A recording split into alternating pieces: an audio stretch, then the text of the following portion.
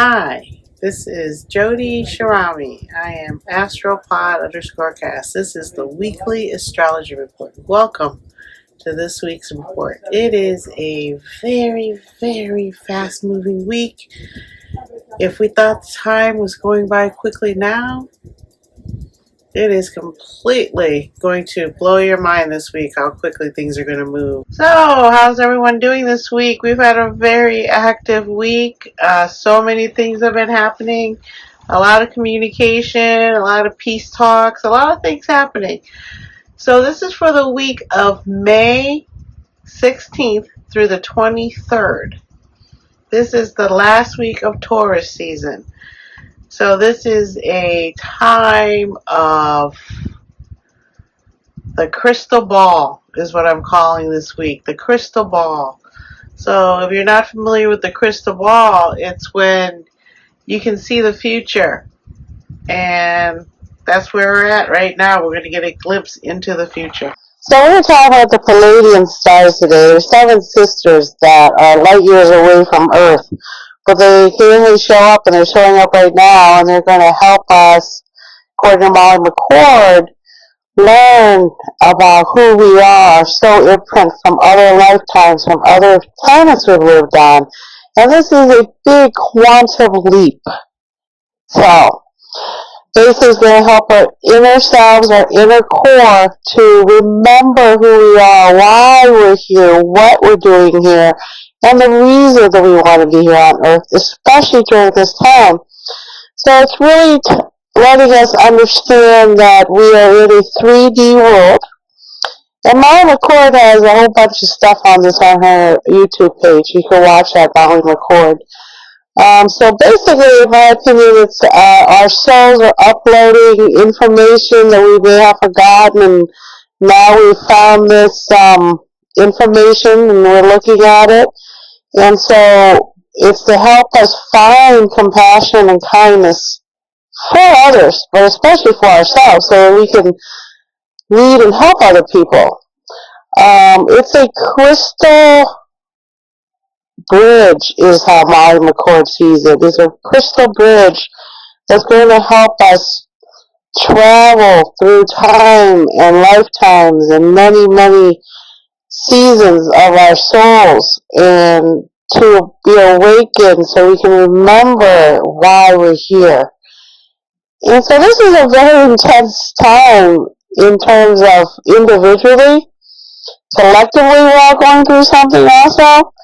And what it's really doing is that part of our brain where the third eye exists, that the Egyptians showed in hieroglyphics,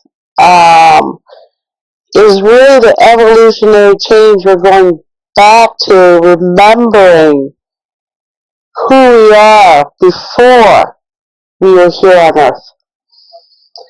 And there's a lot of talk about the Egyptians and the pyramids and how they were probably different people than us in terms of their aliens not adjusted to Earth. And so these memories are going to bring us into the 5D. So 5D is when we're out of our body and we can still see ourselves. And the other big news of the week is that Venus is now out of her Cassini. She's in new territory. She's moving along through Aries over the territory that we had gone over already. She's no longer there. She's coming out from behind the sun into a new reality with new confidence, new things. And Venus is in Aries, so she's really happy here in terms of she gets to speak her piece. But she's ready to go to Taurus pretty soon, her home. And this whole month of May, don't forget Venus and Mars are in a beautiful little trine. Mars in Leo and Venus in Aries. They're both fire signs, and they've been helping each other along nicely. So in terms of personal relationships, we should really be doing quite well in that area of our life right now. If we're not, it's because we're going over old things and wondering if we had done it correctly. And so if that's where we're at right now, then we're doing okay. It's positive growth, what's happening with Venus and Mars in terms of, like I just said, all relationships will be supported in this endeavor. And it really is good for our inner core to love ourselves and love others, because as humans, it's one thing we need is each other, and we need love. Okay, so today is the 16th, and tomorrow the Sun meets up with Uranus is what really the theme of this week. And they will meet each other here again for 84 years. It takes 84 years for Uranus to go anywhere. So now the Sun and Uranus are meeting up with Hygeia, which is an asteroid, and it represents the Virgo. So here the Sun and Uranus are looking to say, really take care of your health. Taurus rules over the throat.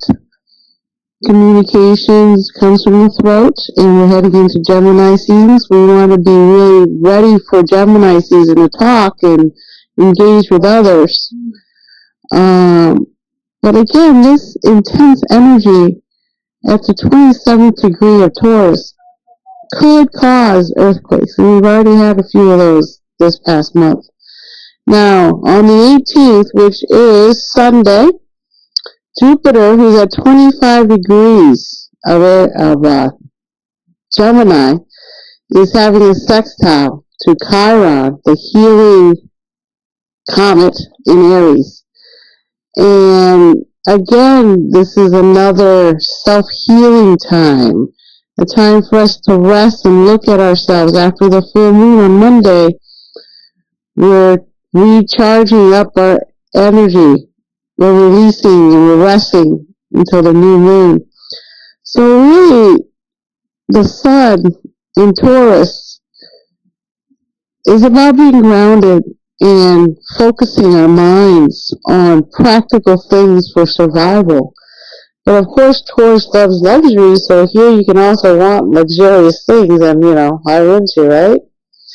So, because Jupiter's a Gemini having this interaction, Gemini is the sign of the twins. So we could be going back and forth saying, oh, what do I want? A or B, B or A or B.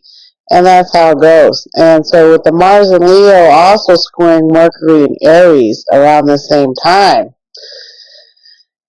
this could lead to a square is energy that needs to be released. So you're going to release it somehow. You're going to release it through talking, through fighting, through maybe toxic attraction. I don't know. And then on Monday, at the 29th degree of Taurus, the Sun is going to sextile Saturn, who's at 29 degrees in Pisces. And Saturn is very close to leaving. He has about a couple more seconds there before he leaves. But that could take him, I think, until the 24th for him to move out, Saturn.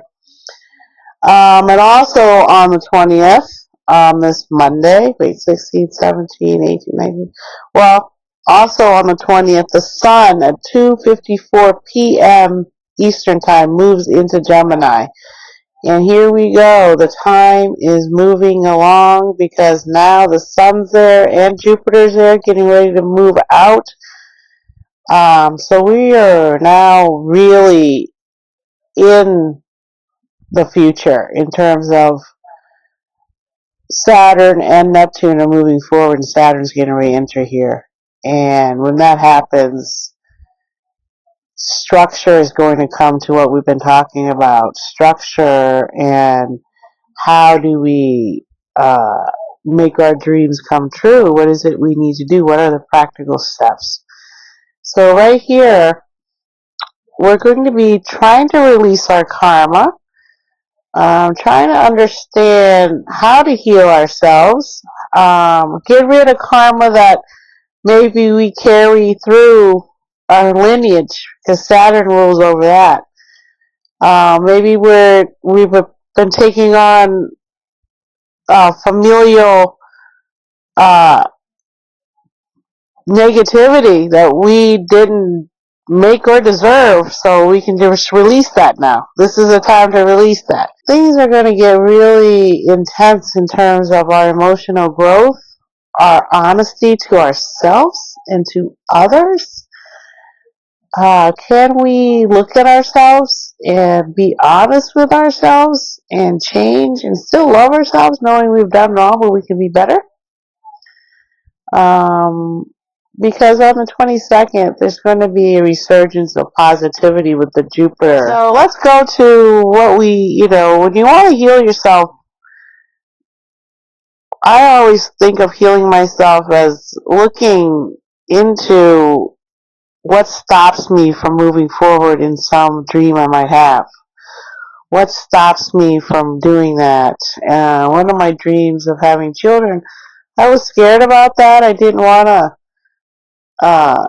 die giving birth. Obviously, that's one of the biggest scary things. This healing, there's a deep personal healing going on for all of us, and only we know what it is we're trying to heal. Some of us might share our inner secrets with people that we know and trust to not, embarrass us or hurt us with the truth. But some of us only talk to ourselves and have to heal ourselves on our own.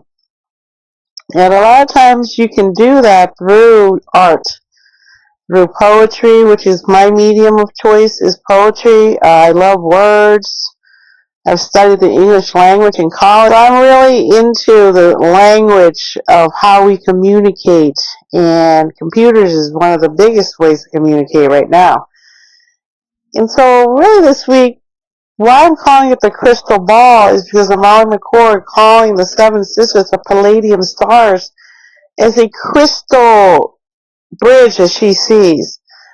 And a lot of other astrologers, like Molly has also mentioned, a person that I love to watch is Pam Gregory. She's spoken about the crystal being, the light, we're shifting into a light being, a crystallized being. And I truly believe that in terms of we have gone through so many changes, our evolution to become a human, our DNA has changed, things about us have changed. So I definitely believe that we are changing inside and outside to be able to withstand the heat that's coming on. Today it's super hot in Florida. It had a 10 rating for the UVA index. So today was not a good day to be outside at all. And if you were, you should be in the shade. And yet, you live in Florida, so kids are going outside for gym. We're walking to school. We're walking outside in our yard to garden. So these are things that I think that human beings are becoming more adept at, is evolving. And the evolving of our physical, mundane world is a testament to the fact that we have to shift the way we are to survive in this new world. We've learned how to build houses. We've learned how to have food for us when we need it. And so now all we need to do is learn how to love ourselves and then love each other. Because when you're lashing out at other people, it's just a signal that you're really not loving yourself. Like astrology lights up my world, so I'm happy my sons like it. I didn't make them like it, but I think I've shown them over time that astrology really does tell you the truth about a lot of things, and it can help you when you're confused, like, why is today this way? Oh, it's because my mood is doing this, and that's my emotions, I'm feeling this.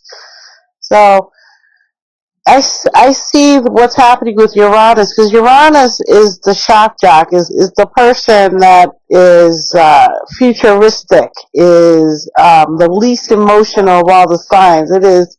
It would rather do anything but feel its emotions, because emotions are important in their space, but not all the time. Not all of your ideas should be, propelled by emotion every time, or else it would stop you from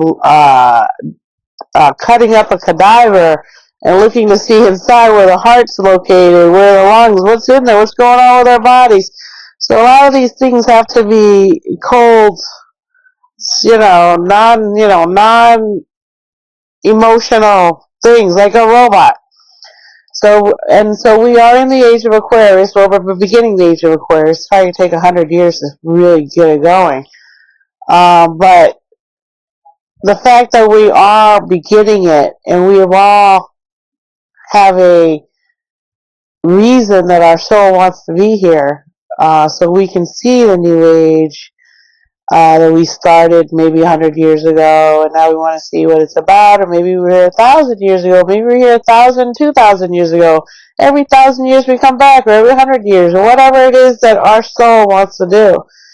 I think that it's definitely explained through astrology, and from astrology has come psychology, how to treat people with medicine, because everyone has a different physiology. They're either cold or hot, they have different auras, everything's different, but we're all still the same, and that's what's uniquely great about being human.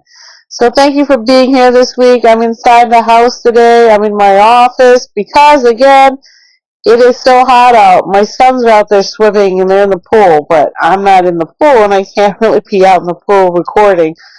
So they're out there and it's a gorgeous time. I appreciate you guys for being here. I'll be back next week. I will put some stuff up on Instagram again, because there's so many things happening. Like, we are heading into Gemini season. And again, the Gemini season is about twins. And my son, my youngest son, is a Gemini. And his birthday is coming up in a month. And I gotta say, Geminis are quite entertaining. They have a duality where they can be one moment angry, one moment happy. And so I have a Sun Gemini, which is my youngest, and I have a Moon Gemini in the house also. And I would say the Moon Gemini, in terms of emotion, is also very entertaining with their emotion, and they can sing and dance. Both Geminis, Sun and Moon, can sing and dance and just have fun, and things don't get too heavy with the Gemini Moon. And for me, I need that with the Pisces Moon. I need someone who's a little bit emotionally more not so heavy and into their emotions. And it meshes well with Leo Sun. Leo Sun, wants to have fun most of the time, and having a heavy moon with Pisces for me, it helps me to balance my ego as the Leo Sun, and the Libra rising helps me to have more confidence out in public, as a Leo sometimes won't have that confidence. The Libra rising sign helps me do that. And with Venus right now going through all these changes, Venus is now coming out better, stronger. And my neighbor who is 84 years old is a Cancer Sun. She's one of my new best friends, 84 years old. But she has the potential. And she said to me, "You look like you're sick. Are you sick?" And I said, "Oh, yeah." I said, "You know what? I've been tired after this full moon in Scorpio, because it's a water sign, and it's my Mars sign. Scorpio's in my Mars, so I have double Mars with Pluto there. My energy, when Scorpio's involved, is all-encompassing and deep, and I had such a great Mother's Day that I think I had too many mimosas, maybe. So I've been a little bit off that way. And also, one of my friends, I'm shouting out to her, and I hope everything went well today for you. I'm really thinking about you, and I'm giving her a shout out. I'm praying for you. And my son happens to be out there right now, so hi, good job out there. So I'm going to go and leave you with that note, and happy birthday to my favorite girl of all time. So it's been a busy week, and next week I think is going to be just as busy or even more. So I'll be back next week, and it'll be Gemini season, and the twins will be out and about, and it's going to get a little bit more lighthearted. It's not going to be so dense, because Taurus is a earth sign. But Taurus has its great things too, which is it loves food, it loves good weather, it loves luxury. So there's a lot of things about Taurus that we need in our life also. But now it's time to lighten up with Gemini season, heading into Cancer season. We need to have a little bit of lightheartedness before we go into the moon season of Cancer. And this July 4th is looking to be quite explosive. So really get yourself prepared as June heads in here. Really use this time to do two things at once if you have a lot of things to do. And if you need to do something, start it now. Start that project. And if you've been working on it, keep going. I've been trying my hardest to do my project, which is my garden right now, and it is growing like crazy. We're getting ready to get some bamboo for the new moon planting coming up. And it's the time to grow hot weather plants. So right now I'm going to grow some Thai peppers and maybe have like 10 of them in the yard, because peppers also keep out critters and insects. So that's a win-win for me. Okay, well, thank you. I rattled on for a little bit. I appreciate you. I hope you come back. Please leave a comment if you have any questions or you want to share anything about what's going on with your life, how things are going along with all this movement of the planets. I'd love to chat with you. So until next week, take care and be good and really love yourself. Then you can love others. Peace. Bye.